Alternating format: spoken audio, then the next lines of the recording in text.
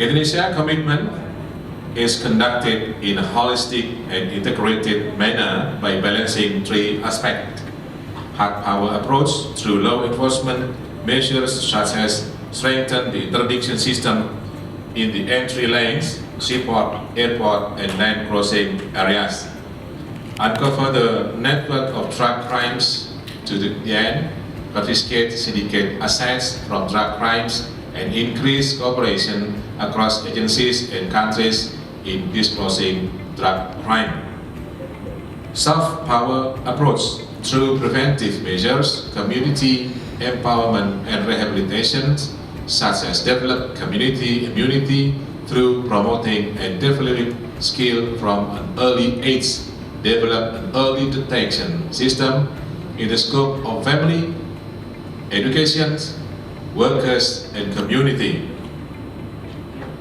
Smart power approach through utilizing IT and research the utilization of advanced information and communication technologies such as hardware, software, and through conducting comprehensive research as effort to combat current trend of illicit drug trafficking. We have seen a considerable progress in combating opium trade in the Golden Triangle over recent decades. However, although the opium trade has declined, the cross-border movement of synthetic drugs and particularly methamphetamine has grown substantially. This issue and its potential of diversion to the wider region should motivate us to improve cross-border cooperation between authorities.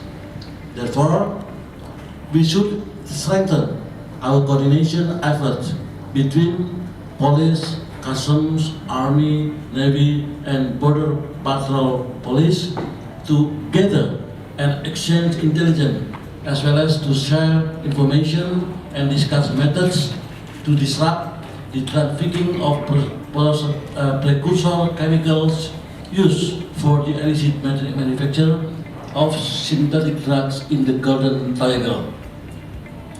It would be appreciated if the elements of a strong coordination and collaboration between all member states is incorporated into ASEAN efforts to tackle illicit drug production and trafficking in the Golden Triangle. Indonesia also encourages ASEAN member states to remain committed to zero-tolerance approach against narcotics abuse, including cannabis, to achieve a drug-free ASEAN vision.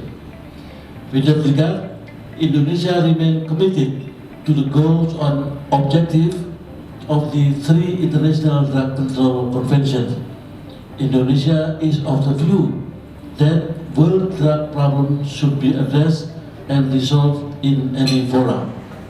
The draft of the complete document of midterm review of the ASEAN Work Plan on securing communities against illicit drugs 2016-2025 already circulated yesterday to all ASEAN member states for further comments before the final report that will be represented at the 7th ASEAN Ministerial Meeting on Drug Matters. ASOT Indonesia has conveyed the draft with ASOT inputs to the senior officials of Cambodia for further discussion with Russia following the handover of ASEAN-Russia country coordinatorship from Indonesia to Cambodia during the 54th IMMPMC last August.